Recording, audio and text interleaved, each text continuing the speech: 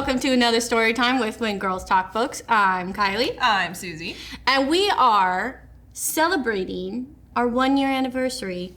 Happy anniversary, babe. Happy anniversary. Tears, sad. Not sad, happy. I don't know. We're sad every other day. We're just sad girls. It's okay. Sad gal.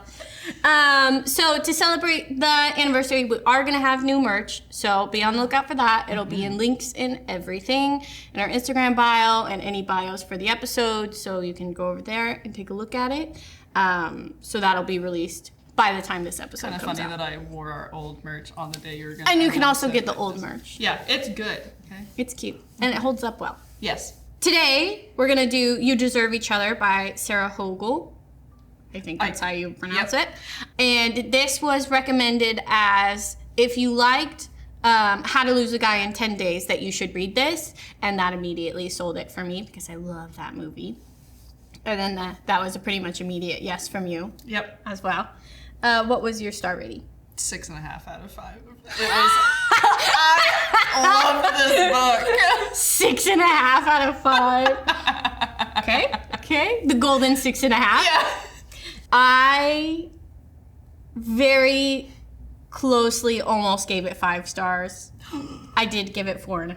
It's gonna be my final. Yes. But I feel like this book was much more like deeper than it's a rom-com, but there was a lot of depth to it to me. Okay. Yep. About like being in relationships and especially like I'm worried I always marriage. Overanalyze it, so the whole time I'm like, Susie, it's not that deep. Susie, it's No, not that deep. It's so, oh my god. I definitely did, and I felt like of like falling in love with your partner again and stuff like that. So I feel like it definitely had some depth, which gave it more of a pop to me. Like you would think you knew where this was going. Or like, I thought I knew how I felt about a certain character, and then I'm like, oh no, I don't know how to feel now. I will be very honest. I had to look up who our love interest was going to be in my first chapter. Yes, because I didn't want to hate on anybody or get really attached to anybody unless I knew that's where this was going. Okay. So I did a little like... And so then I knew that it is our 2 characters, and I was like, okay, good. Then I could bring back into it. Okay. I was going in blind. So I was hopping on all kinds of hatred trains. So that kind of alternated. Okay, I did the same thing. One hatred train stayed true. Stayed tried and true. Oh, yeah. I did the same thing, though, where I was like, oh, over here, over there. And then I felt like I was kind of like all over the place, and I had to like bring it back into focus. So I'm like, who am I actually supposed to be really focusing on here? Yeah. Specifically because it talks a lot about like her friend group and stuff. Mm-hmm. And I was having a hard time with names and keeping track of everybody, and this is this and that's who. I think I've forgotten a few. Fair. We were well into the book and I was like, who? Oh yeah, right, that's your name. Yes. But I enjoyed it. I loved it. But I needed for my own brain to know who are we talking about. We listen and we don't judge. Thank you, Susie. Thank you. Right. Yep. Okay, let's get into it. Okay. So we start out at a drive-in date, and in the winter. In the winter. Because a drive-in date with Nicholas and Naomi, and they have like the best date.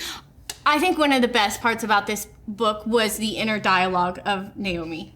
Was so spot on for the female brain. Beyond relatable, too. And especially because she's our age in the book. Yeah. I think that helped us connect with her. Yeah. And I'm so glad you agreed, because usually every once in a while I'll be like, okay, like, can I get literally anyone else's point of view? But this time I was like, you know what? Yes, girl. Okay. Exactly. I laughed so hard. Yeah. Well, like, she even explains, like, as they're sitting there at the drive-in, like, I have my hand just in the center seat with my palm up in case he touches it. And, oh, he's having a mint. Oh, maybe, he is going to kiss me. Oh, he had 2 mints. He's definitely going to kiss me. It's like, little over-analyzing of every little thing was so good. And I loved it. But so she has the date, and she's like, I want him to kiss me. And it's just like the best kiss ever. And they have the best time. So it's kind of like a look back. And then immediately in the book, you see that they are still together and they're engaged, but their relationship is awful. There is trouble in paradise. It is so bad. They do not like each other. And she specifically doesn't like his mom. His mom causes read the a book, lot you'll of understand problems. why, okay? There is mother-in-laws, and there's monsters-in-laws. This one's a monster-in-law. She is very much a monster-in-law. And so once they got engaged, Naomi said there was a very obvious shift in Nicholas before they got engaged and the Nicholas after they got engaged. It's kind of weird how that happens sometimes, huh? You know? Just like a light switch flips. If people want to read into it, they could read into it, but so it can happen. And the biggest thing is like his mom is very overbearing and kind of like takes control of the wedding. Very codependent on him. And she steamrolls the entire wedding. She picks the flowers, she picks this, she picked out Naomi's dress. Because of course. Which was like $6,000. And she is paying for a majority of the wedding. She insists on paying and then complains on how expensive it is. Yes.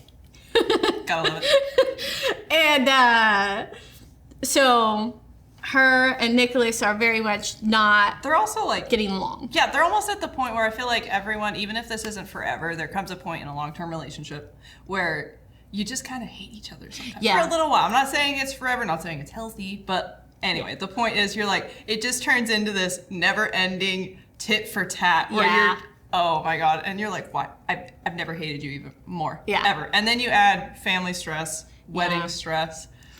It's a lot. I think it's very, very normal for people who have been together for a long time to have those moments of like sibling bickering, almost.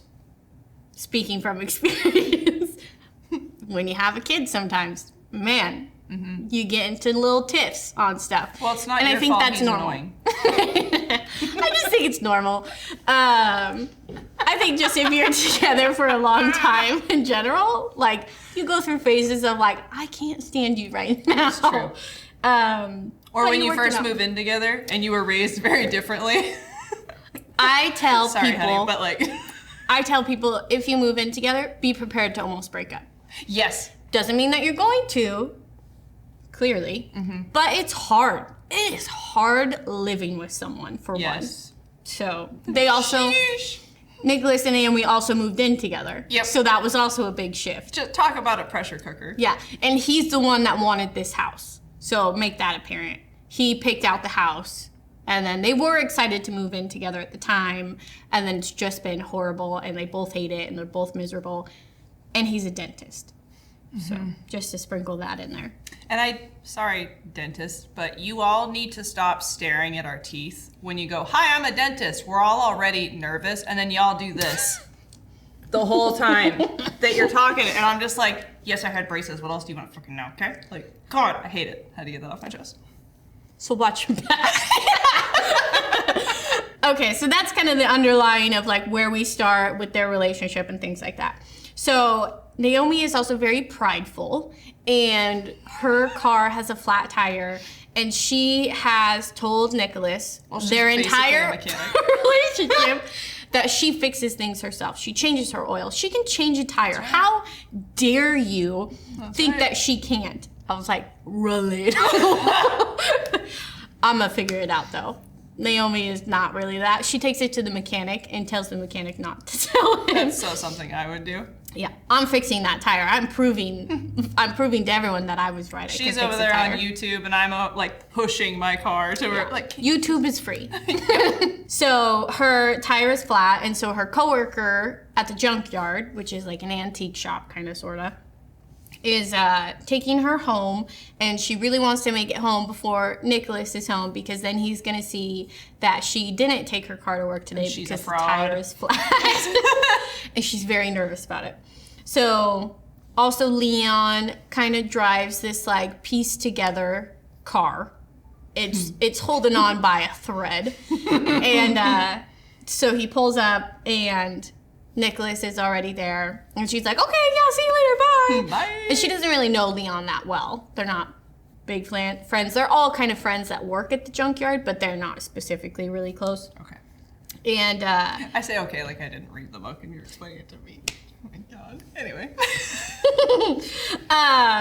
And so as he's dropping her off, he's like, oh, hey, Nicholas. And she's like I just wanted to sneak in. And he's like, you coming to game night? And she kind of like scoffs or laughs. And he's like, what was that about? And she's like, you never come to game night. And he's like, yeah, I think I am going to come to game night because she laughed at it. So why wouldn't he come to game night? Now he's going to. Yeah. Which he doesn't really get along with her friends at all. Game night. It's a mess. He doesn't get along with them at all. And never really doesn't really try, I would say, with her friends. And she resents him for it in a way. Chapters like 1 through 8, Nicholas was very, I don't like this guy. Okay. Very, I could have had a heyday with the fan cast for first parts of that. Yes. That's okay. You really don't like him. No. In the first couple chapters, you hate him. And that's why I was like, I need to know where this is going. Okay. I have to mentally prepare myself because I'm not going to be able to forgive him if I don't already know this is where this is going. Oh. Okay. Because I'm a little bit harsh. Like, you know. You? No. Never. But like mentally I had to do it. Okay. So he's like, I'm going to game night. And she's like, okay. And I'm going to be as much of an ass as I possibly can. And he has the moment of like, I want to take cookies into the office tomorrow because, you know, it's my day off and like good people bring cookies to the office, blah, blah, blah, blah. Like, no, they don't. He has this thing about like making Stacy at the office think that he went the extra mile for things because she says that he doesn't. Okay. Why do you care so much about what she thinks? But then he asked her to make them.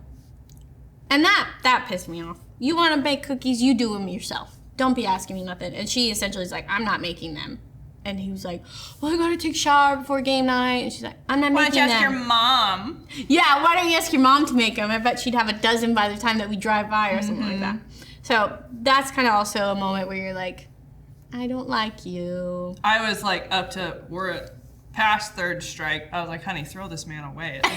Like sometimes it's not the same for everyone, but sometimes it's like the first pancake. Just throw it out. Try again.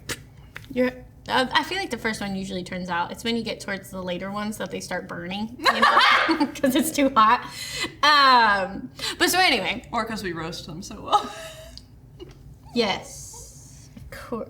Oh, I was talking about like literally making pancakes. I feel like when I get like, sorry. When you get like into making a few of them, like the pan gets too hot and then it starts burning. Okay, anyway. Back in the boat. Sorry, I was not following. That's okay. Game night. They go to game night. Game night. And Zach, right? Mm-hmm. Zach and... I wasn't sure how I was supposed to feel about Zach. Okay, I kind of thought Zach was going to be the love interest. Same. So I was like, this guy who gives him a hard time, that's what very noticeably gives him a hard time. I was like, oh, maybe this is going to be like they kind of have a thing and he realizes that she's not happy with him or whatever it may be and convinces her to leave and be happy with him. Yep. Hey, not where this goes, in case you're curious. Surprise. Nope. So Zach and Melissa, who Melissa is the worst, and she dated Nicholas's friend who ended up cheating on her, and now that's automatically Nicholas and Naomi's fault. Correct. Naturally. Yep. So they're like in the room and they're like talking badly about Nicholas, whispering but loud enough where he can hear it. That's my favorite. And it just turns into a whole ordeal with like kind of like backhanded smacks against him where they're not like saying it to his face, but like they kind of have this weird I'm like, that just makes me so much more annoyed. I'm like, come on, you already said it out loud. Speak up! Yeah. And so during game night, they're playing Clue, and Naomi accuses Nicholas' character as being the criminal. And it's like this moment for her of like empowerment, I guess you could say, of like speaking up for herself, because apparently she just doesn't do that. She can't do it in her own relationships, but she was like, I'm gonna practice right here. In the game, yeah. So that's what she gets, like her first moment of like there's Naomi, because she feels like she's lost herself in this relationship and being able to speak and things like that. So then after game night,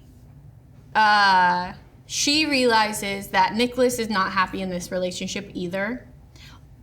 And she says essentially their entire engagement is a game of chicken. Who's going to call it off? Because if he calls it off, then if he calls it off, then it's his fault. But if she calls it off, then it's her fault, and she has to pay back his mom for everything, and like what an embarrassment that would be. So they're kind of like, but Nicholas would be in the clear if she called it off, and kind of vice versa. And a side note I thought was just comically relatable to a lot of people is their Instagram post. It's how they would emphasize how happy they are and how perfect, and then I had to have some self-reflection time, and I was like, oh. You said it. Oh. I wasn't talking about you specifically, just for the record. But I was like, oh my God, because ooh. The paragraphs. God. Like, so much. Like, she takes a picture after game night of him in the kitchen making the cookies. He does make the cookies himself. Marry my best friend. Marry my best friend. And it's like, game nights with you are the best, or something along those lines. And Zach ends up commenting like, LOL, yeah, right. Or something, and I was like, and she deletes the comment. So even up until this point, I was like, I feel like Zach might be the guy here. And then I looked it up. So then after that, Naomi decides, screw it, essentially. We're gonna play, let's play. So Naomi's friend had cut herself some bangs, and Nicholas didn't like them. So she thought, I'm gonna cut myself some bangs. And she cuts them about 1/4 inch from her scalp. I mean, it's a canon event in every woman's life. You just... She like overcorrects them a lot, and then it just ends up being very, very tiny. And past baby bangs, we're talking. Yes. And they also have dinner with his mom that night. So that's kind of a side note. She calls his mom and says, where were you saying you got the flowers from? I want to call and make some changes. And the mom's like, oh. It's far too late for that, dear. It's already set in stone. I've decided what's best for my baby boy's wedding. It's his special day. Along those lines. Yep. And she's like, well, surely they won't mind. I mean, I'm the bride. And Deborah's like, oh, you are? Yeah. Wait, no. What? She's like teetering along the lines of being compliant, essentially. Yes. And at the same time, undermining her in her choices. I gotta say, she does really... Oh, it was written so well. It was written so well with this mom. And then also the caterer, because the mom had changed the cakes. So she also wanted the number for the caterer. And she's like, well, I don't know if I have it right now, or something like that. She's like, great, get it to me. Like, so well, too. Yeah. Oh. And she also ends up doing her makeup very extravagantly and like smoky eye, just over the top, because she knows his mom is gonna hate it. Yeah. And I thought that was pretty comical. I love a moment like that. Yes. So they have family dinner, and Nicholas brings his mom flowers, and he brings her flowers every week. Yep, of course he does. But he never brings Naomi flowers, and she mentions something about like, essentially, she wishes he would treat her the way he treats his mom, in a way. He buys her flowers. He's always there. Like, they have dinner, like 3 times a week or something? Like, it's just a little bit extreme. But the whole point was he is constantly worried about his mom and making sure she's okay and fulfilling her needs, while Naomi is kind of left in the dust. And she brings that up. And he said, well, I thought you didn't like flowers. I thought you said you didn't want flowers. They can't remember a goddamn thing. But yeah, this day, exactly 4 years ago, you were wearing your purple coat and you said you didn't like flowers, and I remember because you had a side part that day. Like, shut up. But you can't remember the 4 things I asked you to get at the grocery store? Damn straight. Right. I was gonna get worse, but you were kind. Side note, my husband's here today. We got the peanut gallery over here. Now he's listening and he gets to judge, Yeah. so it's even worse. So they have like this bickering about it, and he ends up. One thing about Nicholas is he always opens her door for her, and she kind of notes that as like something nice that he does. She also has a whole list of things that he does that are nice. He knows what she gets at restaurants. He always opens her door for us, like little things that he does. So whenever she feels like calling off the wedding, she looks back at the nice things that he does consistently. Who the fuck would ever do that? You're writing a list? Yeah. To remind yourself that he's not bad? Like, you made a pros and cons list? Yeah. Like, sure. my sister in Christ. Sure. But he doesn't open her door that night at dinner because... Dear diary. He pissed me off because she made him upset. And so at this dinner, I put Naomi gives Nicholas's mom a run for her money. She does. Is hilarious. And I'd want to marry this girl. She like says stuff about they're not gonna have kids, and maybe Nicholas will take Naomi's last name, and all this stuff that literally like almost gives his mom a heart attack. He can't take her last name. He has to take our last name. Blah blah blah blah blah blah. My Nikki. And then she starts using that. Nikki. And I thought that was so funny. Is there anything you want to say about this dinner? Funny though. It's you know, if anyone's ever had one like that, this is what your monologue. She just sit. Oh yeah.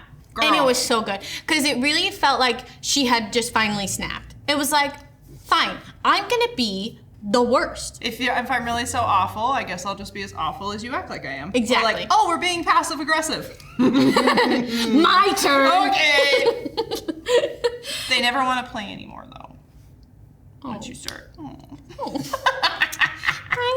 Night. It's only fun when you do it. So they go home and they have their first like real fight. This was so funny. Which is interesting. Like you've never like spoken your opinion about anything, and I think that's one of their biggest problems in their relationship. They don't actually say what they want / need. That's ever. I had shut this book multiple times talking to my husband at home going, this is why it works for us, because I can just tell you exactly how it is, and these two, oh my God forbid you actually tell someone how you feel. Literally. Like it's so bad. Yep. And he goes, well, like, what do you mean? So I started reading him some parts of it, and he goes, it's horrible. But then he admitted, he goes, honestly, I was a lot like that before. Like, I met you, and I'm like, we know. So they have their first real fight, and they're like going back and forth, and it comes out Nicholas wants to live in the woods. Which, like, okay. And have a canoe. In your Maserati, not a Maserati, what do you have? A Ferrari? Some sort of sports car. Stupid overpriced car. Yeah, sports car. She's driving this hunk of junk with the flat tire. Yep, a Saturn. Justin had a Saturn. When? Way back when? Yeah, way back when. Okay. Beverly. In my younger days? Yeah. Aww. And he wants a canoe, and she's never asked him what he wanted or something like that. And she's like, you're the one who bought this house. You're the one who wanted to live here. What do you mean? It's a whole thing.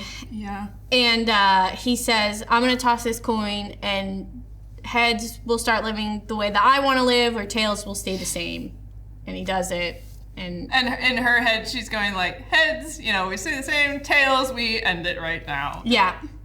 And he doesn't tell her what it is. It's like, okay. And then she says that's the first ever real fight we've had. And she says that her and Nicholas have become monsters, and she doesn't like who they've become, and all the bickering and nonstop arguing. But they've never actually had a real fight. Yeah. Right. You Got just it. passive-aggressively argue all the time. Yep. Got it. Cool. And she's like, what do you want to be, like in a Nature Valley commercial or something like that? I was So dying. funny. Or her brawny commercial jokes she was making about him. Hilarious. Because he's like this suited dentist, drives a sports car, and she's like, huh? What do you mean? And watching a city boy decide all of a sudden they want to be a country bumpkin is a very shocking experience, especially if, like, you and I grew up in the woods. It's a shocking experience. And then they have bedazzled jeans, and it. They do. They buy their truck they can't afford with their diamond earrings on. With their and they don't know why the salesman's laughing at them. We're not talking about anybody specifically. Yeah, I don't know. So the next day, she gets a flower delivery, and it is bouquets and bouquets and bouquets of flowers. And they look it up, and her coworkers, they think it's oleander. They think it's oleander, which is poisonous. My mom goes on and on about this plant. She grew up in California, so she warns me about this all the time. And I was cackling when this came up. I was like, Mom! So she thinks Nicholas is trying to poison her. I mean, now, duh. Because natural reaction. And her coworkers like spiral about this. This is so you and me. This is one of the funniest things because it's so accurate. So they decide that it's poisonous. What are they going to do with it? They have to put gloves and garbage bags all over themselves to be able to do it. After they'd already smelled them. After they've already smelled them. Right. Is it in the air? Are they going to be poisoned through the air? And they make one of them, I think it's Leon, like bag up essentially, and she lights them on fire, which, natural reaction. And she sends a picture to him. Glad they didn't overreact. It's the biggest spiral or ever. jump to conclusions. They look up the definition of oleander and what does it mean if somebody gives it to you. You and me as hell. And it means watch your back. Or something like that. I was like, oh my gosh, this is so good. And then she sends it a picture to Nicholas, like, haha, nice try. And he's like, your natural reaction when your boyfriend sends you flowers is to think that they're poisonous and light them on fire. Yep. That's your and she's like, yes. And he's like, great. So those were jasmine, and even if they were poisonous, you just lit them on fire and the fumes would have been toxic. So got it. Right. Got it. Of course. I was like, but at the same time, being a girl, I'm what like, if she was just in her luteal phase? Okay? It kind of made sense. Like, I don't know, you're not getting along usually. It could be poison. Mm-hmm. You don't know. True crime also. Watch a lot of that. Facts. And then Naomi gets a call from the owners of the junkyard, and they're gonna have to close, which they've all kind of seen coming.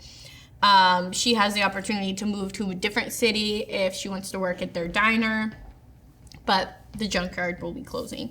And she's very sad about this. And a general theme throughout this is her applying to jobs and constantly being told no. Man, that sucks. I don't understand how that feels in the slightest. It like rips her apart because she feels like a failure, and she feels like when she applied to colleges and they all told her no and she was so excited about it. And so it's just like this major letdown that she has. And it's hard. She has a lot of like built up shame between her and her partner that's unspoken. And also like pride. Like she doesn't want him to see her in any sort of vulnerable state. Correct. So I feel you, girl. I feel you. Okay, vulnerability. So she's gonna be out of a job here soon. It's not like an immediate close, but they're gonna sell everything that they have, and then which it'll be done. Which is equally as bad as getting like, hey, we're gonna let you go. It's just a slow death, essentially. Yeah. Then Nicholas comes home and he got rid of his sports car and he has this old Jeep that he bought. Right. And she's like, she thought it was the neighbor's. And then he's like, no, that's mine. And she's like, in my head, I had pictured a very like douchey lifted Rubicon with like, okay, I wish I could have one. Okay, calm down, Jeep community. But like, I just pictured everything, the light bars, everything he could add on there, like just showing up. And I'm like, oh no. I pictured like a red Jeep Cherokee that's a little bit older, but not super, but like, you know, a little bit older. Like early 2000s? Yes, that's what I pictured. The real squared ones. Yeah. Okay. And then he also is wearing like a hat with the little ear flaps. Yep. And I'm pretty sure it's plaid. And she's like, even if it's not, that's in my head. It had the red plaid here. She's and the like, buckles. Who are you? And he says, I have a surprise for you on Friday after work. I'll pick you up. He comes and he picks her up and she's like, what are you doing here? He's like, I told you I had a surprise for you Friday after work. And she's like, I'm going to make him think I wasn't listening to him. again. Sometimes, we just want you to have a little sliver of what it feels like. Yeah. So, I'm gonna pretend I taste. wasn't paying attention. And she's oh, it's frustrating when people don't actively listen or remember what you say, huh? Really frustrating. So he picks her up, and then he's like headed out of town, and she's like, he's gonna kill me. He's taking me up here. Rich, he's gonna dump my body. Honestly. Valid. She really thinks this guy's gonna kill her for some reason. Yep. And he ends up purchasing this cabin from Leon, who is the person in the very beginning who gave her the ride home. And she loves it, but she can't tell him that she loves it. So she says, what did she say? Something about the door not being purple. She always wanted her house to have a door that was purple. And he's like, okay. Other than the color of the door, what do you think? They kind of have like a tiff about it, but then she's like looking around and she just loves everything about it. She loves the feel of it. She's like, this is a family home and there's a lot of history here and things like that, which I thought was really cute. I was still in camp, we hate Nicholas. Oh, I was And too. so I was like, he's love bombing, don't fall for it! I more so thought that he knew that she would love it. So this was like, because he does talk about like this house is going to save them, and that's what he tells Leon, which you find out later. But he had very high hopes for what this house could be, and to me, like, he knew that she was going to love it. He knew those little things that she's saying in her inner dialogue about like the window and looking out on it, or the nutcrackers on the mantle and things like that. So I feel like it was like the start of like, he does know her. He knows what she'll like, and he bought the cabin knowing that she would love it. But then she can't tell him that, so she makes up some stuff about it. Then she decides that she's going to be sleeping in a different room because their relationship is just in shambles at this point. And I guess they'd been sleeping in separate rooms for some time. One of them had been sleeping on the couch in their previous house. They couldn't drag the mattress into the I don't know. And so they have an argument, and he kind of says, you made me give up my dream job and to move to a different city, and this was something that I always wanted, and you made me give that up for your job at the junkyard. And she's like, well, my job's just as important, which, valid. My job that isn't really my job anymore, but you don't need to know that, because that's neither here nor there. Yes. You want a haunted cabin. Because she's like, well, what if I don't want to stay here? And he's like, then you can call the movers on Monday, and you can leave then. Well, like, that's too damn bad. They start, I love them actually fighting. And I know how that sounds, but I feel like it's like they're really starting to like, real emotions are coming. There comes a point when two chronic people pleasers finally feel like, well, I've got nothing to fucking lose, so I'm just going to tell you how I really feel. Yes. And then all of a sudden you're like, wow, that actually felt really good. Very cathartic. Wow. Yes. Yeah. So he says, if you decide to leave, then leave. But I gave this up for you, so you're going to give this house a chance, and if you still decide that you want to leave, then leave. But, like, give it a shot. Okay, tell me what to do. All right. Sat. I know. We say this. If either one of our husbands tried that shit, we'd be like, why don't you leave? How about that? Yeah, he's talking a lot of bullshit. I need you to come over. The audacity is strong tonight. Yeah. They're fighting again. And I love this part. And he's like, come on, let's go now. Because they don't have any food. So now he's like yelling at her. And he's like, let's go. And then he's like, what the fuck do you want for dinner? And she's like, I want fucking pizza. He's like, great. I have a fucking coupon for beignenos or whatever. And she's like, great. I fucking love beignenos. I feel like every couple has been there. Yeah, it's so funny. Were you just mad? Or like the after you've been fighting and you went in other rooms for a minute, and then you're like, do you want this or that?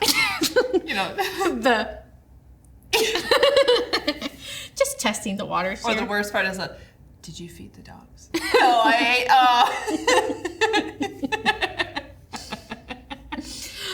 I don't know what you're referring to. So then the movers come to help them bring all their stuff into the house. And these people are rich. Yes, I know, for real. And she is very noticeably checking them out.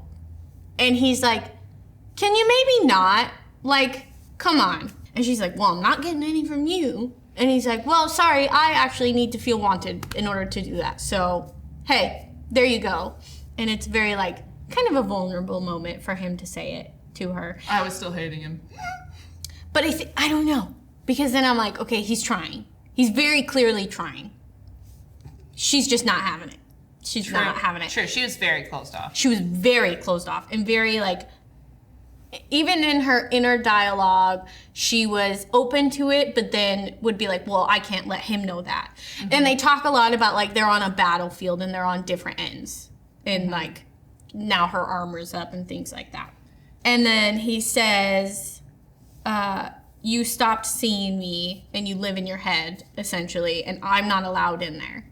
And I want you to listen, and I want you to care how I feel. And I want you to want me. Basically what he was droning. You to need me.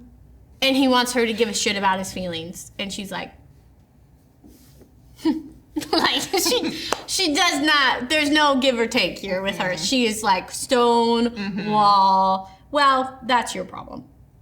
So sucks to be you. Yes. It does, like, knock at her door a little bit, though, because then she kind of has this moment of, maybe I should be trying to give him a chance, and like, nah, I actually don't think I'll be doing that. Yep.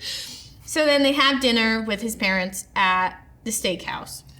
Oh. This is all very comedic. I'm gonna pull this up, actually. Oh, this is the one that she drives herself to, right? Yes. And she makes it a point. She drives her new car. New to her. Yes. She makes it a point to take too long so that way she can say, well, I'll just meet you guys there. And he's like, fine, whatever. She also dresses in a horrible dress to her. Oh, there is a moment here where she's like, well, I can't find anything to wear. And he's like, wear pajamas if you want to. I don't care. And then he said, go ahead, wear your pajamas to dinner, Naomi. You think that would bother me? You can go out dressed like Santa Claus and I wouldn't care. And she's like, why wouldn't you care? And he says, because I think you're beautiful no matter what. And like, that's a general theme of like him constantly telling her that she's beautiful and he always sees her as she's beautiful and things like that. But she doesn't care. And she ends up stopping on the way there to trade cars with Leon. So her Saturn is now Leon's, and she has his pieced together by a cloth car. But it's a stick shift, and she doesn't know how to drive a stick shift. Well, well, well. This would be me and my planning. I actually really related to this whole chapter. Honestly, yeah, I feel like this would be something that I would get to experience, as in you would call me at said intersection. I would be that crying. So, where are you? Like, it's fine if you're busy, but like, I kind of need you to like come by. So she can't drive stick shift, but she's trying to get to this steakhouse so that way she can pull up in it in her awful outfit that she's pieced together with her awful bangs and be like an embarrassment for his parents because she's really trying to push her boundaries as far as she can for him to cut it off with her. And she breaks down at an intersection. Well, she doesn't break down. She stalls. She stalls out. Honestly, been there. You know, when you're coming home from Sandy and you're at that hill. I stalled there one time and oh my God, my passenger at least just kept pulling my e-brake because I just kept rolling back. There was a line of people behind me. Tears. Oh my God. I still, never again. So she stalls out and she flees the scene of the crime. Valid.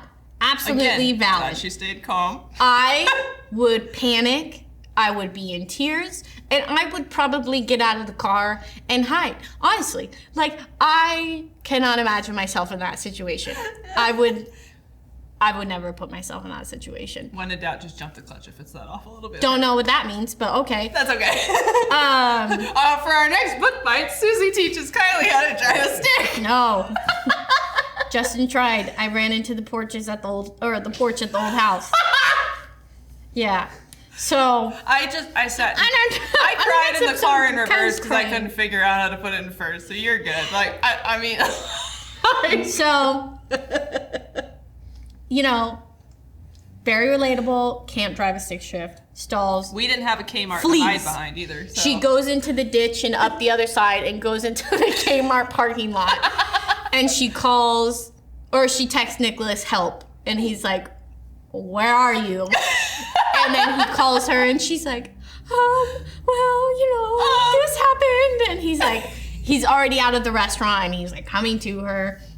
And she sees him and he looks very worried and he's like talking to the police officer about it because now it's a whole thing. And she knows she's going to jail. Yeah. She's about to get arrested. Go to jail.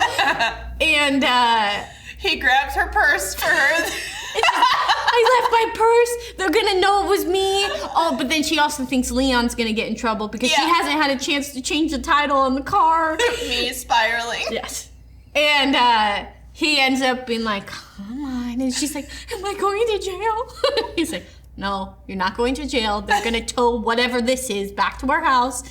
And he tells her that he knows that she's not a mechanic. He knows that she takes it to the mechanic down the street. Because he took the mechanic's wisdom teeth out. Yes. And the first thing he said when he came back up was, don't tell Naomi's boyfriend that she gets her car fixed or something like that. And they also have a moment of I think this is where he says it. Yeah, I kind of always thought we'd be partners in crime when it comes to his parents, which was very sad because they are awful. And he understands that his mom is awful. Would it kill him to let on a little that he's aware? Would it, little self-awareness? Yes. Little... In essence, he feels very alone in it. And she's like, well, not my problem. Kind of, sort of. Again, she's cut off. You can give and give and give. Yes. You can take so much and then... And I think that's how she feels. But then, I don't think that she's ever known that Nicholas feels the way that he does about his parents. And, True. they are a lot. But then he also has this, he has to take care of everybody thing. And it's the same thing with Naomi. He feels like he has to take care of her. He feels like he has to take care of his parents, specifically his mom. But it drives him crazy, too. But he doesn't know how to stand up to her. And that's a terrible place for a young man to be in. Yes. So then they go back to the house. They still haven't went grocery shopping. Don't know how long they've lived here. And they make this horrible, awful dinner. Barfacini. Yeah. And it's horrible. But they have this camaraderie and joking around, silly, funny, ha-ha. They eat it together and they say, we should have this every year as a funny thing, So we're kind of slowly... coffee creamer and cinnamon and spaghetti, y'all. Yeah. It was disturbing. Yeah, it was gross. And so we have a little ching, ching, ching, ching on an armor for both of them. I think her guard is up, but I really don't think his is. I think if she was to ask him anything, he would tell her how he feels. Correct. With that being said, he does use his parents as kind of not a shield, but maybe a little mesh netting around him. Because then the next day he's like, I'm going to go have dinner with my parents. And Correct. She's like, are you serious? Okay. And he says that she doesn't have to go, but he has to go. And I think a part of it is he won't admit to her or tell her that he feels obligated. Or maybe he doesn't even realize it yet. Yeah. Sometimes that happens. You're not aware of what's happening. You're like, oh my God, I'm doing everything out of guilt and bribery. Yes. Yeah, very much so. And she's like, oh, you'd rather go have dinner with your parents than me? And he's like, and he says essentially don't make me choose because I can't. I hate that line. I'm like, right, okay. So that really sends Naomi a little bit over the edge because I think to her, she thought that they were kind of getting somewhere. Maybe she should be giving him a better chance. Maybe she should be opening up more. And then that really triggered. No more ting, ting, ting. Yep. She was very triggered. So they start doing this tit-for-tat fighting. And it starts with they're at a restaurant and she tells the waiter that it's his birthday. And so they do a pirate birthday song. And then he snaps a photo of her sleeping on the couch and she has drool and he posts it to his Instagram. That was so mean. That was so mean. He posts it to his Instagram and is like, one of those cheesy... Like a woman crush Wednesday. Yeah, exactly. And then she finds this stray dog that she thinks is a stray. Turns out it's not a stray, but brings him home. And she also changes his toothpaste to charcoal toothpaste. And dental hygiene is not a joke, Naomi. I don't believe in it. Doesn't believe in it.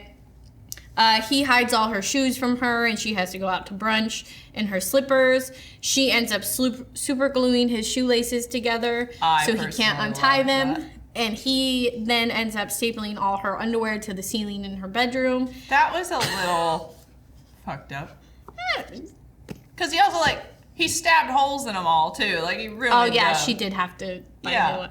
But then he dared to freak out because he got natural consequences. Again, I side with her. Why are you putting your phone on the floor? Yeah. My charger. I have rich parents and I have a big boy job and I can get my own new charger, but I just won't. I'll let you have it. It's fine. Anyway. So with the dog specifically, he does kind of comfort her, and he's the one who ends up returning the dog because it is somebody's dog. And she was very attached to it. Honestly, I get it. Oh, yeah, I would be in tears. I'd be like, well, if you love it so much, why'd I find it on the side of the road, huh? Agreed.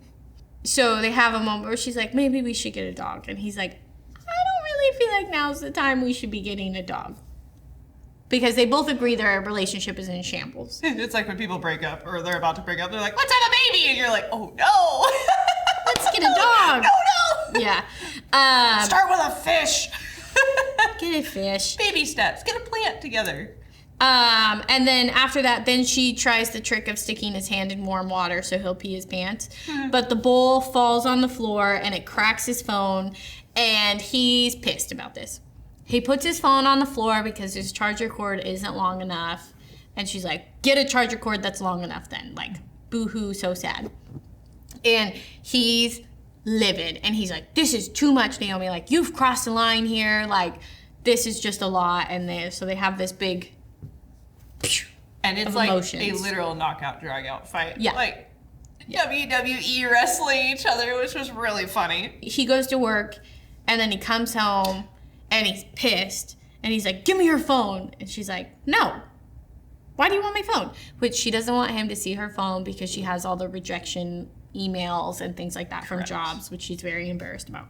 And he's like, my mom called the office today 30 times about the stupidest things, and I kept getting interrupted, and blah, blah, blah, blah. And she was like, well, maybe I should start calling your office then. Maybe then I'll get the attention that you give her. He's like, this isn't funny, Naomi. I liked her mental note, too, how she was like, so he's trying to blame me for the fact that he has no boundaries with his mother.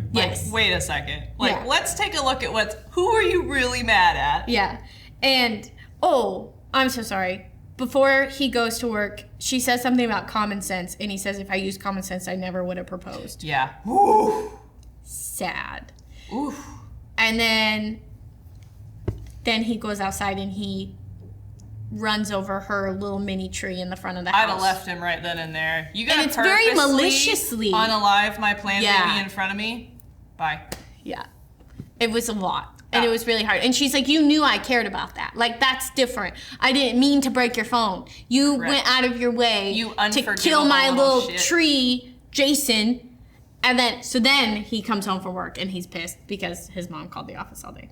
So then they have this fight about the phone, and she won't give him her phone. And he's like, well, what's on your phone? He's very suspicious about her phone. What's on your phone you don't want me to see? And she's like, nothing in your business. It's my private property.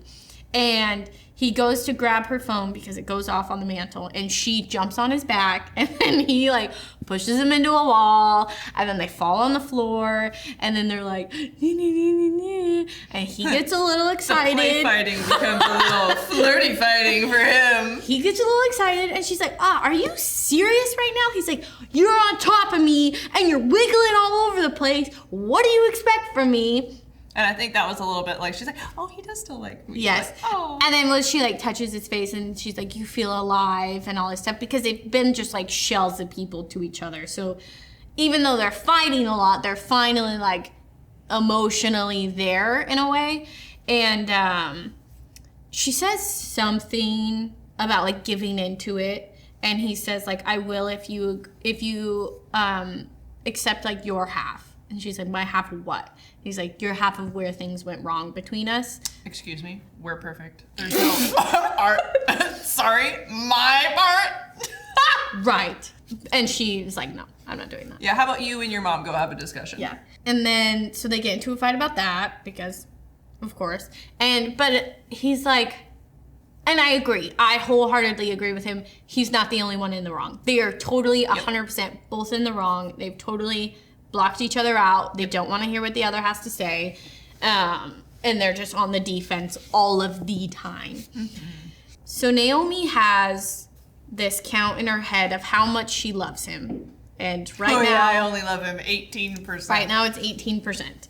I'm pretty sure it was at 20 at the beginning of the book, but right now it's 18. Yes, correct. And she tells him, I only love you 18%. And he's like, so you don't love me? And she's like, no, I do. And he's like, no, you don't. Like, you can't love somebody 18%.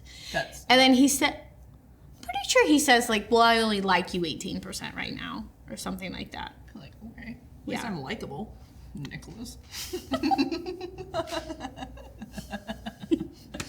I promise I warm up to him, okay? I promise. So then the next day, he comes home and he bought a canoe. Because in their argument about moving in the woods, he's like, maybe I want to get a canoe. And she says, get a canoe then. So he does. When it's snowing. Yes, it is also winter. Yep. And so he brings the canoe out and he's like trying to fish in their pond that they have. With his one oar. With his one oar, because why would you buy two of them? Yeah, what a waste of money. I can just do one side and then the other. If I didn't get two oars. Called that. He said, yep. Yeah. Yep.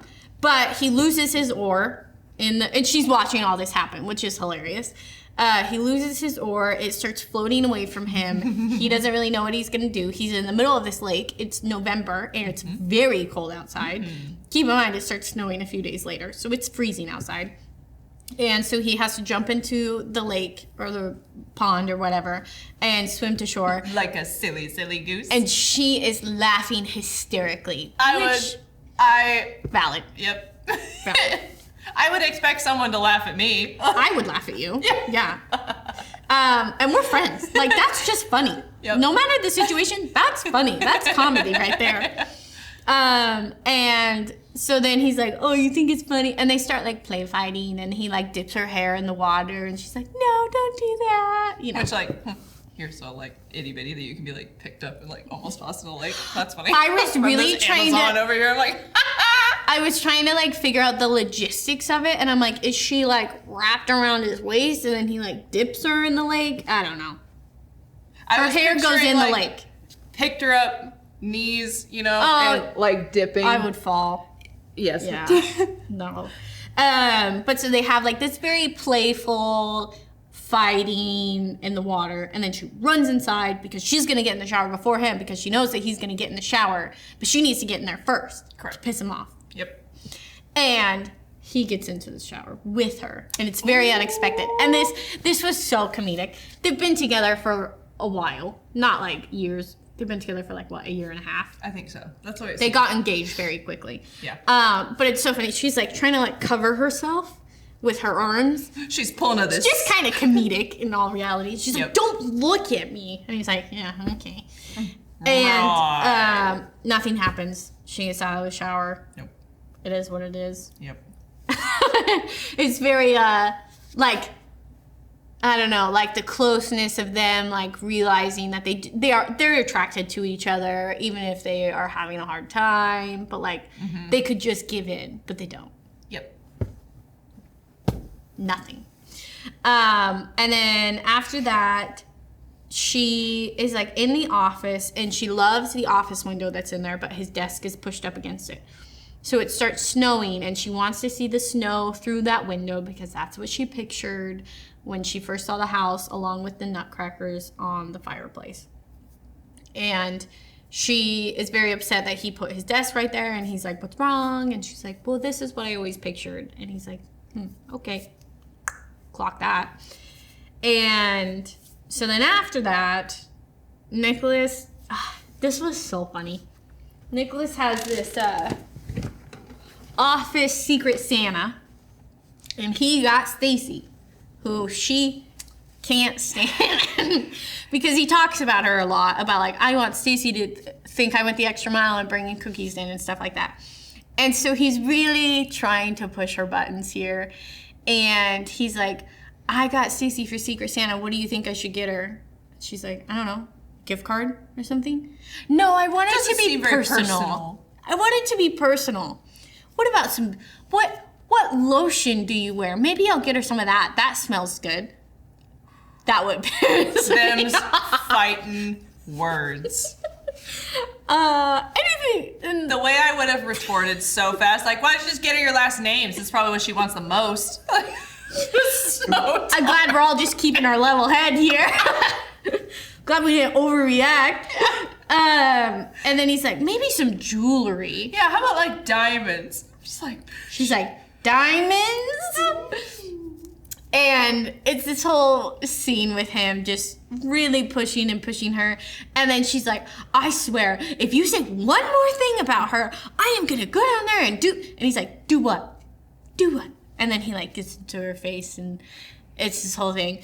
And they end up kissing, which finally, something, anything. And We've been waiting a long time for this, guys. They've just been fighting. And then he tells her... That may be Nick's thing, but that's not our thing, okay?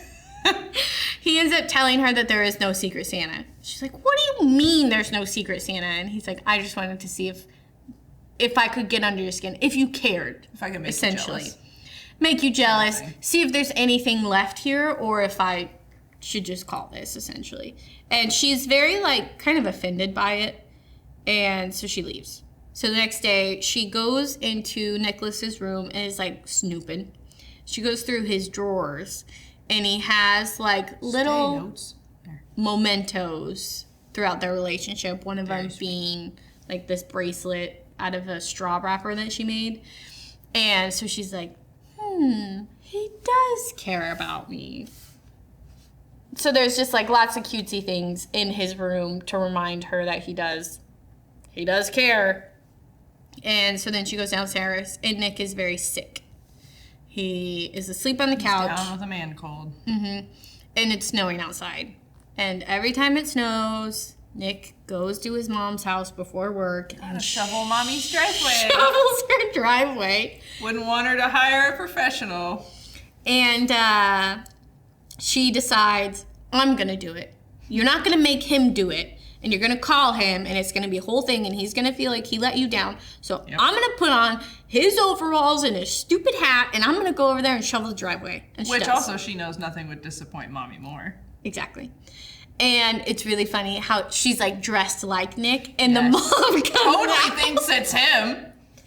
And she's like, oh, where's Nicholas? Is he okay? And she's like, yep, he's fine. Because she's like, I'm not going to tell her that he's sick. Because then she'll be over there with chicken soup and having to take care of him, probably move in for the week. Yes.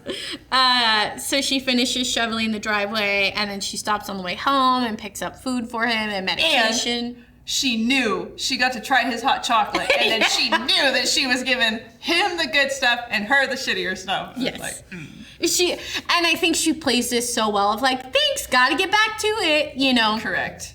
And the mom is just kind of like, okay. So she gets home and she gives Nicholas all the stuff, and she realizes that she's been a little bit unfair to him because this little action of her going to the store and getting him medicine and things like that, she can see that he really appreciates. And then she's like, oh, that's so sad that little thing like made him so happy. Like she kind of does an inner reflection of I probably haven't been the nicest. I think they both are. And then she's like, I'm gonna go take a shower.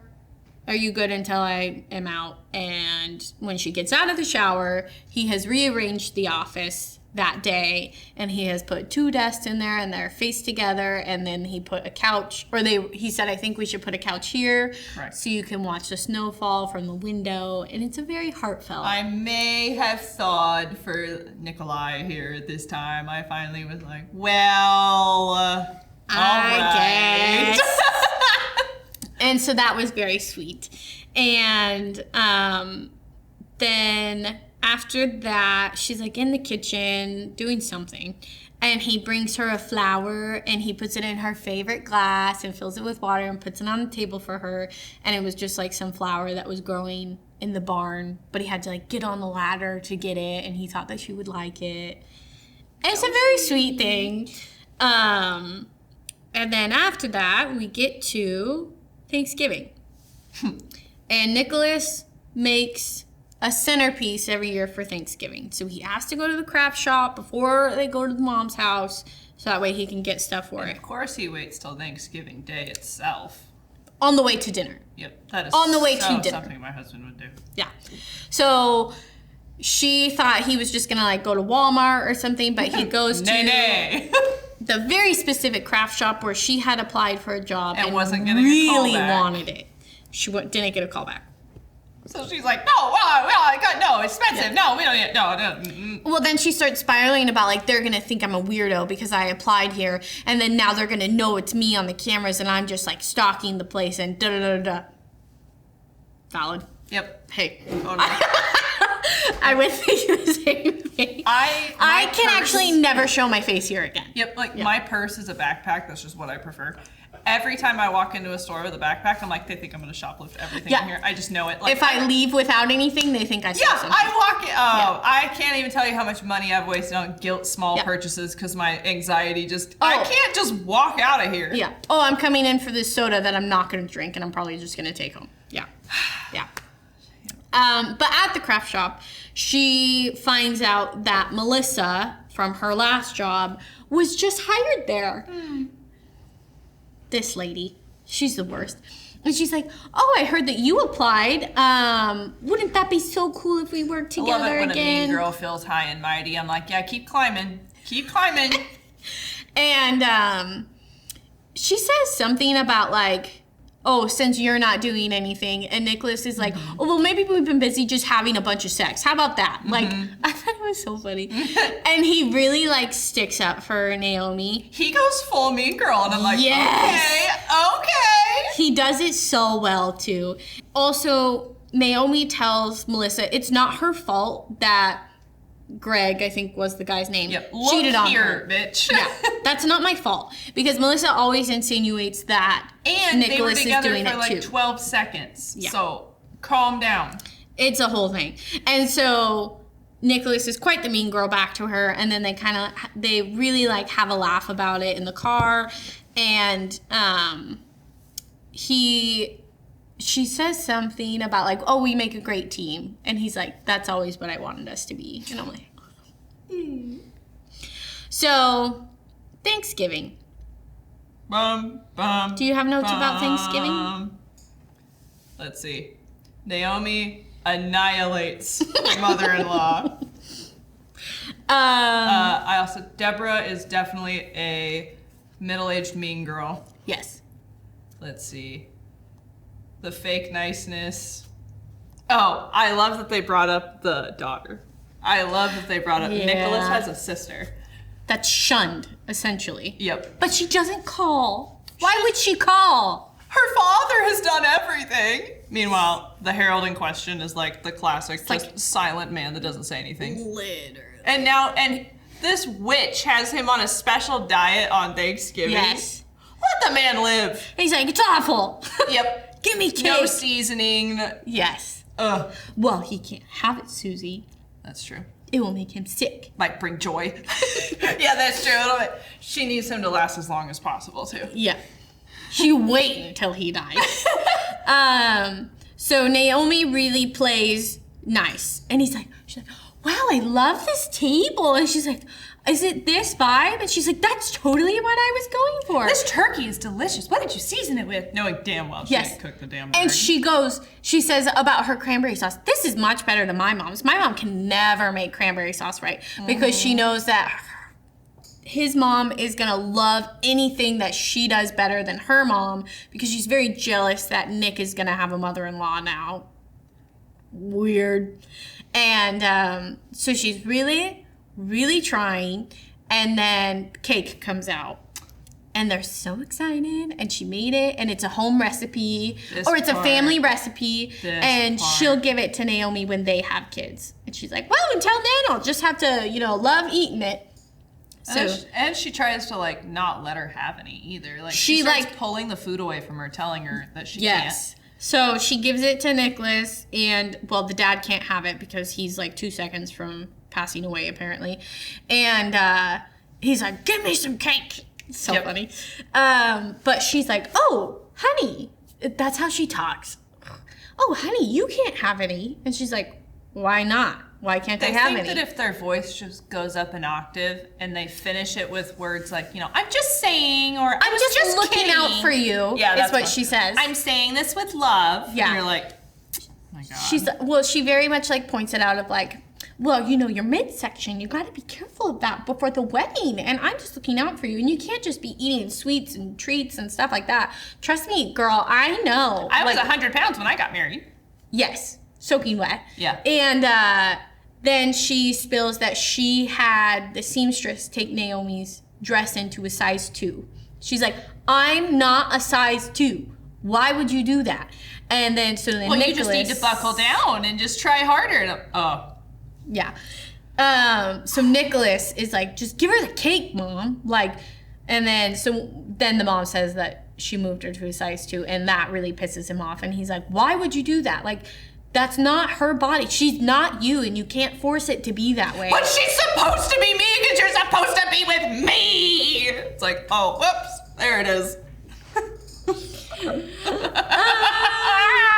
So they both get really riled up, and he's like, we're leaving. And she's like, well, we don't have to ruin dinner over it. Just because of your father. So ridiculous. This woman will do anything but take the fall for a damn thing. Yeah. And so they do leave. Also, Nicholas's mom thinks that he's a virgin, which Naomi finds pretty hilarious. And so then they're like out at the car, and he's like, I'm so sorry about her.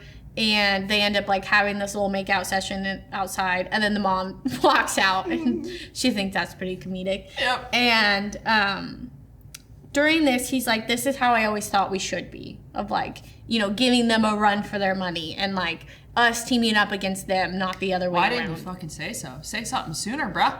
Because, well, she can also see when they first get there that he shuts down around his mom. Like, he literally cannot bring himself to stand up to her. Dissociates out of the... Very much so. And then, which then causes Naomi to like fight back in a way, but not on the same team. You've triggered my fight or flight response. And I'm a flightless bird! So it's a really nice moment for them, actually. Yes, very, they get to connect. Very, we're on the same team here. Yep. So then when they get home, she's like, I have something to show you. Some people never figure that out. And then she shows him all of the jobs that she's applied for. She keeps a very detailed list of everything, when she applied, if she heard back, if she's hopeful about it, things like that. Yeah. And also tells him about the college applications. And he's like, I am so sorry, because he said before about her not going to college, not knowing that she tried, but she was rejected for it. And then he's like, okay, I want to show you something. And he brings her into the office, and he shows her what he spends all his time on the computer doing. And it is playing this game called Nightjar. He's a secret nerd. Ladies. His words, yep. For the record. And he plays this fantasy game. What were you going to say? I was picturing a World of Warcraft and stuff, but what I was going to say was, ladies, marry the nerd. That's what I was going to say. Marry the nerd, okay? Just do it from two very happily married women. You get to read your books. They game. There's no fight about it. They love parallel play. You can just, it's great. Yep. Their friends are nice. Yep. It's just... They can't be off cheating and making bad decisions if they're just stuck trying to get a high score, okay? Yeah. They'll be fine. You gotta hear about it, but it is what it is, okay? Yeah. They get unsolicited book reviews. We have to hear about the new drop that's coming out, and you don't understand because this is...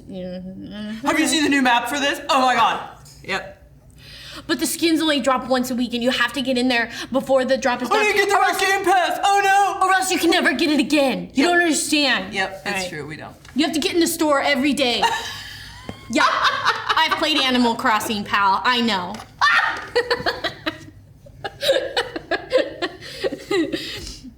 Hey, you think I don't play Sims? Yeah. You want to talk about games? Anyway. Back in the boat. So he plays this game and he's really like passionate about it, which I think we relate to. Honestly, yeah. And she entertains him with it. And she's like, oh, well, tell me about this and that. And he like lights They get so up. excited though. It's so like, cute. And she's like, can I play? And he's like, you want to play? I feel like their world just like Okay. And she's like, diary. she's like, but I want to have purple hair and this and that. And he's like, okay. Not a problem. Yeah. And then she gets, within like the first hour or so of playing, she gets the trident. And it's this really rare thing that you can get in the game. And so he like wants to play on her account because he wants to play God, as she put it, and run around with this trident. So it's a really cute thing. And then also his mom has a column called Dear Deborah in the local newspaper. Because of course she does. Literally. And he writes to Deborah and he tells her all about his overbearing mom. And she gives advice like, just let her know. Anonymous letters. And she gives him advice in a way of responding in a way she never would. Never. Ever. Just tell her she's overstepping. She'll understand. Yeah. Yep. Right. Of course. And that was hilarious. And she's like, I can't believe you kept this from me. Like, this is so funny. Yep. So the next day, Deborah shows up at their house. Because of course she does. This was really... Hi, it's been 35 minutes since I've heard from you. This was really silly goofy. Yes. And I really liked it because I felt like this was very real. Of like the moods that you can get in with your partner. Yes. You can turn into the weirdest people. Yes. And it's all free game. Hey, do I turn into Lord Voldemort about 11 o'clock at night if I haven't slept? Perhaps. Yeah, I do, okay? And I think it's hilarious. But so they're like hiding from the mom in the upstairs window. And she's like, oh, sorry, Nicholas isn't here right now. Leave a message after the beep. And just like silliness. And she's like, what are you doing? And this authoritarian just can't believe that someone would just not, and she's kind of subtle, but at the same time, she's like that Southern lady or like Midwest, like, no, you're gonna do what I said because that's my son. You're like, you're almost 30-year-old adult. Yeah. Your adult son? Like, It's so... I demand to see my son! I'm like, I'll bet you do! Literally, that's what she says. I demand to see him. He's not here right now. And then he gets in on it of like, he got eaten by a monster. And the description of him like laying there cackling while she's like, ah, I'm your guard dog, so I'm gonna sit here and bark until she goes away. It's so funny. That is something Kylie would do for me though. Like, I just thought that whole thing was really funny of like them laughing about it and being silly and like and her getting so upset when it was probably something super not serious. Yeah. Well, she wanted to see. Well, the night before they walked out of her house. Oh right. Yeah. Sorry, I forgot this had happened. So I just thought that was so funny. And so again, it's a moment of them kind of like coming together and realizing maybe they like each other. Maybe this is salvageable, essentially. And you get his dynamic too, but you get more so like her inner dialogue. And at this point, she's just kind of unsure if he wants to be with her still. Like, is this enough for him? Or, she thinks that he doesn't want to be with her either. So maybe it's not enough. And so the next day they have like a picnic on the kitchen floor because he gets home and he's like, come make dinner with me. And it's a very cute, like just kind of soft moment. And they dance in the kitchen, and she's like, I never thought we'd be the couple that dances in the kitchen, but here we are. And so they have a picnic on the floor, and he like falls asleep on the floor. And she's like sitting there with her ring, and she's always hated her ring, but then she realizes that it is beautiful and why he picked it for her, and it's gonna break her heart if she has to give it back, or something along those lines about like giving it back. So then it's still like, damn, you don't know, like, really, well, you can obviously guess where this goes, but like, you know, in her mind, like, they're not solid yet. I'm like, come on. If you're below the 60 days, ma'am. Yeah. Ma'am? Yeah, this is what? December? They're getting married in January. Mm-hmm. Yeah. And they haven't sent invitations yet. That's a running theme, is them sending the invitations, but they couldn't agree on the picture, and they both hated that day that they did their engagement photos. I can't believe that it was even a debate about the picture. But you'd be surprised how much people like, yeah. Also, his mom made the invitations. Because of course she did. And she didn't even put her middle name on it. Yeah.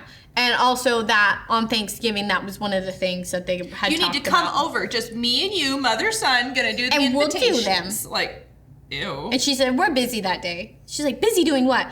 Going out on the canoe. A canoe? You don't have a canoe? Yeah. That's my favorite. Oh my God, lady.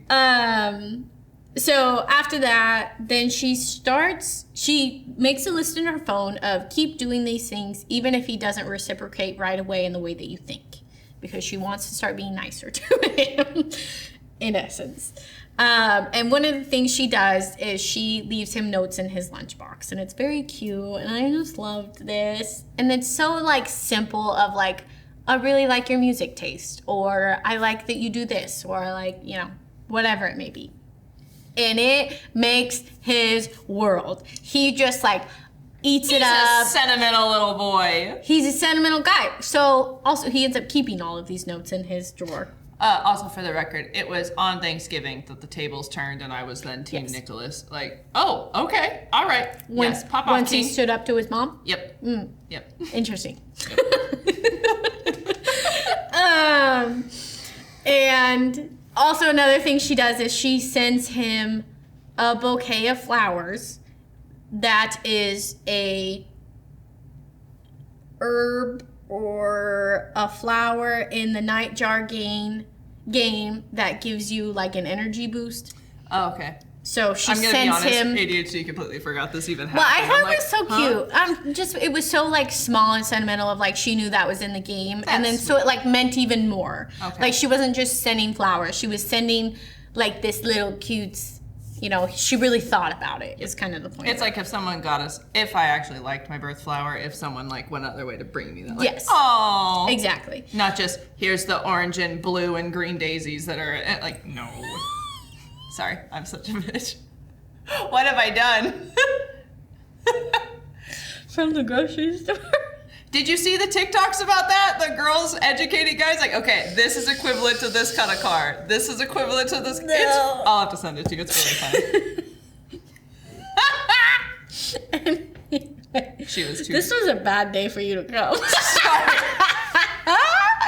I tease. Next, I'll start harping on like, God, who dates and marries someone they went to high school with? Like, who the hell does that? I don't know. We didn't date till after high school, so it's fine. Yeah, for the record. Night of graduation, though, is when we started dating. Still counts. It's different. He also writes her a note and puts it under her pillow, which was like so cute. And he tells her like, go upstairs and look under your pillow. I cracked up at the way they described her running up the stairs. Oh yeah, throws every pillow off your bed. I was like, that was something I would do. Yeah, because she's so excited about it. Mm-hmm. And then when they get home, he gets like a call or a text from his mom, and she's like, what does she want? And he has to go out of town because back in the day, his dad invested in a brewery, and now they have annual meetings, but his dad can't go, so he has to go kind of like in place of him. And she is like, oh, okay, that's fine, you know, whatever. And the next day she's like, I think I'm sick. You're gonna leave me here when I'm sick? Like, I'm a helpless kitten.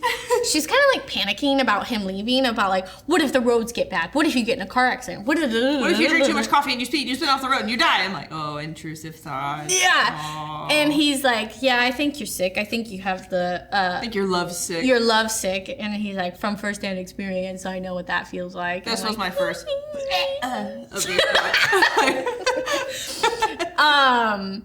But so he has to leave, and then the next day she has a job interview at a campground, which I thought was kind of fun. Being a camp host would be fun if I didn't freak myself out so easily. Yeah.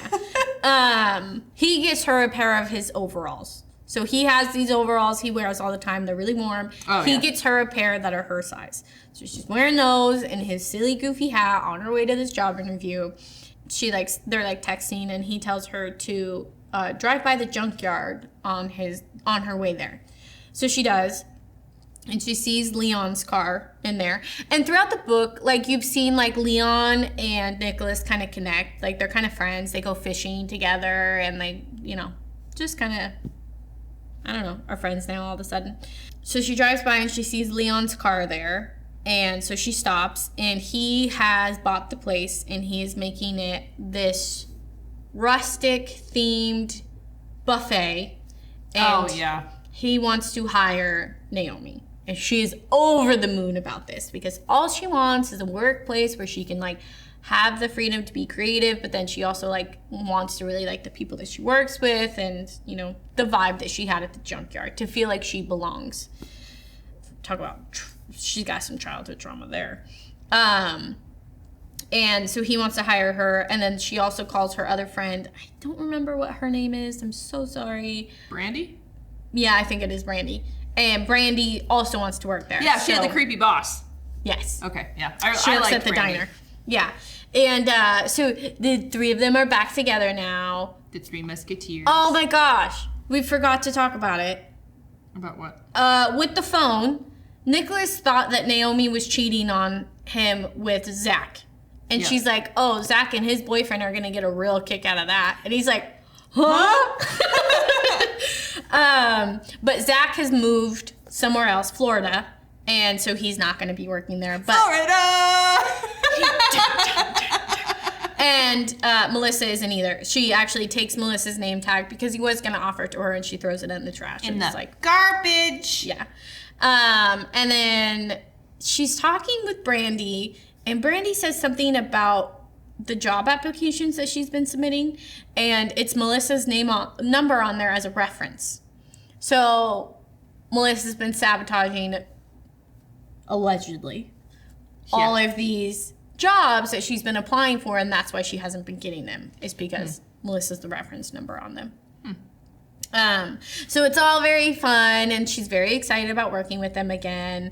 And she's like texting Nicholas, because he knew about it. He knew that Leon was going to offer that it. Sneaky boy. And that's essentially what she says to him, like, you knew. And she is like, oh, I miss you. And then she goes home, and she's so tired. She's been up since, 3 that morning or something when he left. And she goes and she sleeps in Nicholas's bed. No. And she thinks she's gonna I'll just pull this off and be out of here before he even knows it. Because it smells like him, and she just wants to be close to him. And she wakes up, and he's there, and she's like, what are you doing here? And he's like, you said you were missing me. And it's very cutesy. And in my notes, he drove through the night just to come sleep next to her. So sweet. Literally. They end up sleeping together. Yep. Which is like, finally, payoff here. To think that we had to go that far into the book. We're almost to the end, for the record. Yeah. Yeah. If this wasn't for podcasts, I think we'd have been like, are you going to finish it? I don't know. You're going to finish it. But I'm glad I did, because it's so good. Oh, well, it's just so funny. Yep. I think that really made it for me.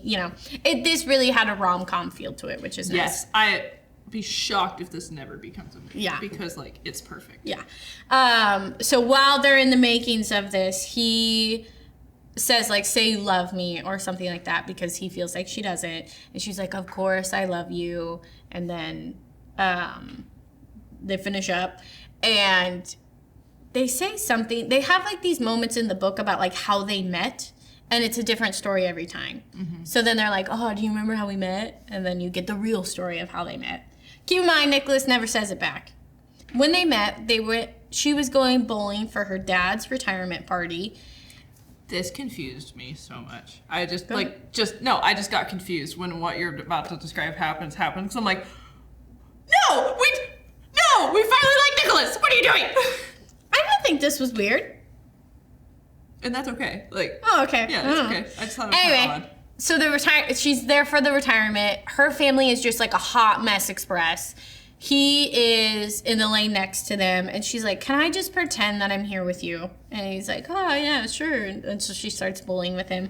And she's like, they're so embarrassing. Like, I'm so sorry. And he's like, oh, my family would give yours a run for their money, which I thought was funny. Okay, I was washing the dishes when I was reading or listening on Audible to this, so that's why I was confused. I didn't realize she came up to him. I thought this rando just came up to her and she just started flirting right back, and I'm like, you just decided you loved your man and now you're like, what?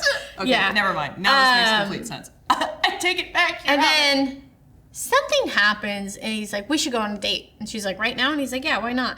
And it turns out like it's his birthday and he doesn't really enjoy his birthday. He doesn't really like what he usually does. And so he's like, this is the first birthday I've actually enjoyed.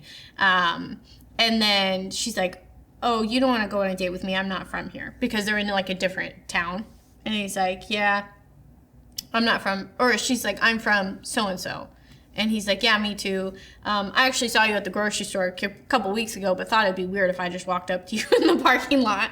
And to him, he's like, this is fate. Like, we're from the same town, but I didn't talk to her now. And now she's here. And then she came up and she approached me. It's a sign. Exactly. We be calling each other. Yeah. And so that's how they met. And then they go on that date. And it's meant to be. So the next morning, and she sees that the wedding invites are in the trash. And she's hysterical over it. Because now she thinks he really doesn't want to get married to her. And he never said that he loved her back. And it just like sends her into this... Girl, I get it. ...spiral. And so she leaves. And he's like trying to talk to her. And she just... phone, backseat, cut off communication completely. And so she takes off and she's having a whole meltdown over it. And then she starts driving back when it's late at night and she goes to the diner that they used to go to.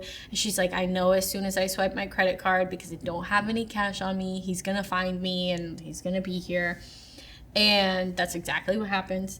And she's like, you win. Like, it's over, it's done, whatever. Like, I just want to be done with it. And he's like, what are you talking about? And she's like, you threw our wedding invites away. And she's very sad about it. And she brings up that he never said that he loved her back. And he says, I do say it. I say it all the time. Like when you leave the room or after we hang up on the phone. And I'm like, oh. Yeah, but say it to my face and when you hang up the phone. Sorry. Well, at the time, like, he didn't feel like it was appropriate. Because they were... Oh, yeah, that's true. They were hating each other. Yeah. But he's always loved her.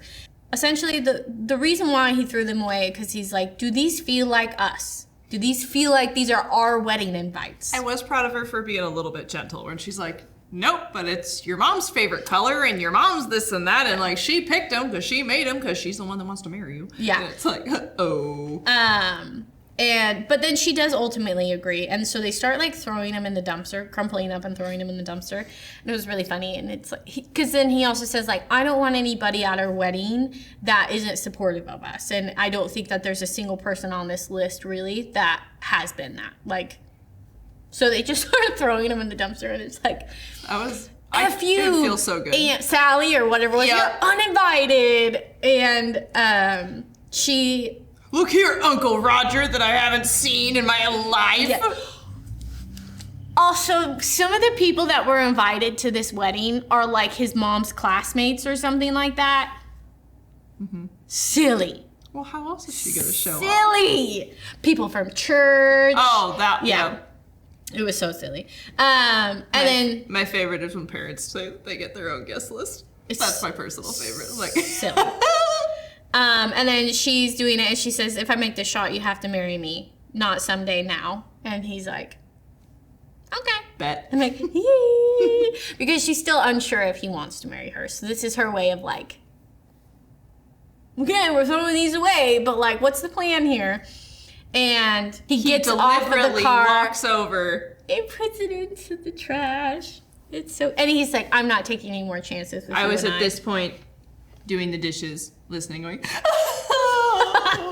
it's so sweet. Yep. So they are driving by the junkyard, and it turns out one of the owners of the junkyard previously is a minister, and so of course they have to pull over and talk to him.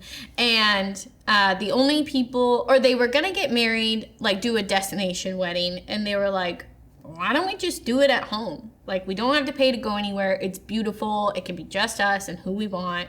And so it ends up being them, Brandy, and Leon, and the minister, and that is it. And she wears coveralls, and he wears coveralls, and if that's your thing. It's very cute. Yep. Like, it's so sweet. Well, also, like, when he's telling her to get ready, he, like, put them by the door. So when she opened them, they were there. And I just thought it was so cute. And she wears her hair in, like, a flower crown. It just was all very sweet, and I liked it.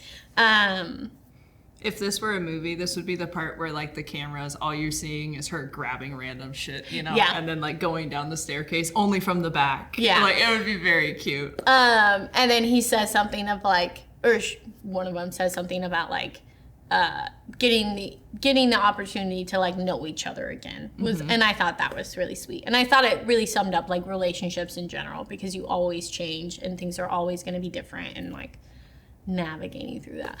I think these two clearly could have done a better job if they would have just talked to each other. Also, they're a year and a half in, so, like, come on. Yeah. But it was very cute, and I thought it was really good. I liked it. Same. I agree. Maybe I'll give it like a 4.8. I have to say, there's one part where she talks about how when they're standing there holding hands and you gotta, like, say your vows, and how they don't remember anything they're saying as they're saying. Yeah. Valid. I used to laugh at people going, oh yeah, right. I don't remember a damn thing. Yeah. I tell almost everybody, elope, and you're just there to get married. Yep. At the end of the day, literally nothing else matters. Yep. You're there to get married. Yep. It doesn't matter. So, yeah. But yes, this tied up in a little bow, perfect ending, happiness, loved it. Mwah. Susie, what's Fancast? Fancast is if we were going to make this a movie or a TV show, what actor, actress, entertainer, who would you choose? Yep. Okay. Start with our main gal. Naomi. I chose Anna Kendrick. Because, like, yeah, that inner monologue, snarky. That's a really good one, actually. Yeah, I love you, Anna Kendrick. I do too. I chose Ella Purnell, and she is from the new Fallout TV series. She's in a lot of other things. I feel like I've seen. Yeah. Oh, okay. I think it's a good choice. I like her look. Yes. I like that she could play, because I think Naomi is a little quirky. Yes. Like, she's got, like, she works at a place called the Junkyard, you know, like, she does very extravagant things with her makeup and cut her hair to here. Like, she's just kind of a quirky little gal. So, Nicholas. It's funny that that's also the actor's name. I had Nicholas Holt. Oh, I love him. From The Great. Just I know that Nicholas is blonde in this book, but I love him. Yeah. I did Richard Madden. Damn. That's a good choice. He's from a lot of things. Game of Thrones. Okay. He's from Game of Thrones. Okay. So that was who I had to cast Deborah Rose. I know, I had to. And it was Catherine O'Hara. Okay, because I just thought of Moira Rose the whole time. Oh, Moira that's is so not good. this toxic or bad, but, like, nobody could. Yeah. I think this is just meant to be here. Mm-hmm. Yeah. Nicholas. Oh my god. And then the last person, Brandy, I had Florence Poe. How do you? Yeah, whatever. Florence Pugh. Whatever it may be. I was just saying Florence P because I didn't want to butcher it. Sorry, Florence. Here's a bit of Kylie lore. Well, I have the biggest girl crush on Florence Pugh. How could you not? Oh my gosh. I think she's fantastic, and I love everything she does, and I love her face, and I love her voice, and I love her little cooking videos. She was in the movie that I sobbed to last night. I just adore her. I think she's great. It's okay. Excellent choice. Yep. Oh, you watched what was it called again? We Live in Time. We Live in Time. I know my limits, and that's one of them. I'm not going to be able to make it through that movie. Eric had never seen me ugly cry that hard. Yeah, no. I cry at How to Train Your Dragon, okay? I'm not going to be able to handle that. I do too, though! I can't. It's well, know your limits, Susie. I'm a glutton for punishment. Yes. Okay, final thoughts. I don't know. It feels...